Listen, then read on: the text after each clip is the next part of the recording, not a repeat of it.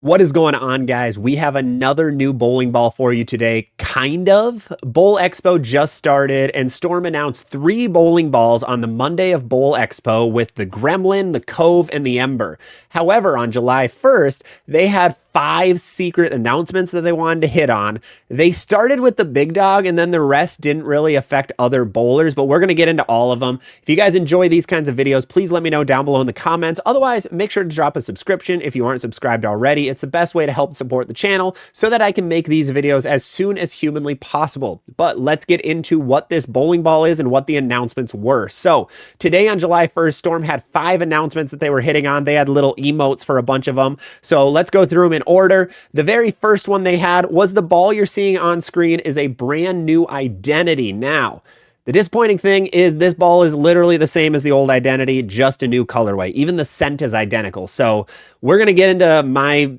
opinions on that in just a second, but that was announcement 1. This was the bowling ball they were teasing when they teased a red and purple colorway. Now, announcement 2 was that they're changing their customer service team to be their customer experience department. So just a name change. That happens a lot in corporate just to try to make it sound better, I guess. It didn't really affect bowlers. Number 3 was just talking about the new 900 global bowling balls, the Cove and the Ember. Learned a couple new facts about them. The Ember is supposed to be pretty angular and it looks that way, and the Cove is supposed to be a little bit smoother down lane.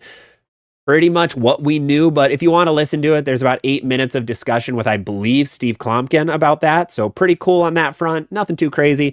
The next one is that the Bill Chrisman Foundation, which was created after the original owner of Storm Bowling passed away. So they are making a donation to the International Bowling Museum and Hall of Fame. Pretty cool that they're doing that. Then the final one was Hank Boomershine is now the Chief Technology Officer of Storm. I believe this is a new title over there and a new job that Hank is going to be taking on. I think he's been leading the R&D team for a while. I don't know the details exactly of how Storm runs things, but those were the 5 announcements. At the end of the day, for you, the bowler, the biggest one is this identity. Now, I don't really need to go into much detail on this guy.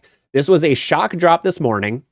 It's already sold out at Storm, so it's already going to be very difficult to find. They didn't make many of them, but this is the new ball that's coming out. If you look at all of the specs of this ball, they are exactly identical to the original identity that came out back in March. So it's at 251, 055, 011 differential.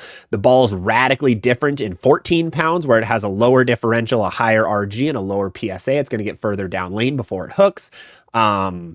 Pretty normal everything else. Really, it has REX Pearl on it. It is scented as cherry. It still has pretty much the same colorway. They literally just changed out the teal with the purple. Now, reaction-wise, this is slightly different from the original identity. For people who don't know and people who dispute this, the colorway does matter on a bowling ball. It changes the reaction. It doesn't change it dramatically where it'll give you 10 more boards of hook, but it does change the reaction. Lighter colors usually hook earlier and are a little smoother. Darker colors tend to hook later and are a little bit sharper. So you see things like the Ion Max, that's a very bright colorway, and then you see a lot of the lower end stuff, not hustles, but lowish end, that are a little darker. Think IQ2 or Solid. The identity, they switched the teal with the purple, which Jason Belmonte and then I believe Hank Boomershine or someone else agreed that this does cause the ball to hook a little bit later and be a little bit sharper than the original identity. Now, it's not enough to buy both of them. I personally do not think you need both if you're looking for ball reaction. If you already purchased the original identity, you grab that first batch. You don't need this one. This one does not help you in the slightest. This is very much against what we do on this channel, where you try to get bowling balls that are different. This is literally the same ball. They're trying to go in a sneaker route for this. They want to go like they keep pushing the sneaker mentality where you just drop the same thing but with different colors. It's cool for sneakers when your main purpose of them is to walk in sometimes. Now, for bowling balls, it's a little different. You want to throw these, you want them to be useful. I don't like the mentality in the slightest. They did hit on that a little bit in Jason Belmonte's little presser for this. He said, there's going to be a lot of haters, but oh well, this is for the people who really love it. So love it or hate it, up to you. If you want to make the purchase, the ball's like, well, I think it's about $200 right now just for the bowling ball. So if you want a collector's edition, you missed out on the identity the first time or anything like that, this ball is still available. You can still purchase it at certain places. However, your local pro shop might not be able to anymore if they didn't grab any immediately. So very, very odd. I don't know how to feel about this one. Overall, I did post on different socials already, and the majority of people are very negative and against this. And I am 100% agree. Like, I'm on their side to it. This is just weird. This feels like a cash grab, unfortunately. Now, is it? Maybe not, but it just looks that way. It feels that way is what it is. So if you want another identity, go nuts. If you missed out on the first batch, go nuts.